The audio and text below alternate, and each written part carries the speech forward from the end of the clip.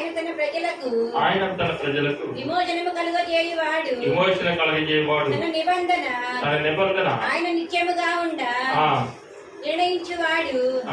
ఆయన నామము పరిశుద్ధమైనది పూజింపదగినది.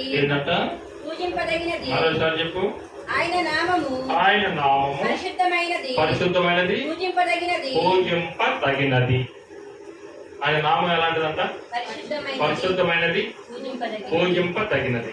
నీతిమంతుల మీదను అనీతిమంతుల మీదను నేను వర్షం కురిపించట్లేదా? మనిషి కురిపించట్లేదా? వారికి ఆరోగ్యం ఇవ్వట్లేదా? అంటే ఎలాంటి వాడు ఈ లెక్కన? అంటే నా క్యాస్ట్ వరకే నేను ఇస్తాను, నా కులస్తులకే నేను ఇస్తాను, నా వాళ్ళకే నేను అవకాశం ఇస్తాను అనే దేవుడు కాదు. ప్రతి మానవుడు నా సృష్టిలో నుంచి వచ్చిన వాడే.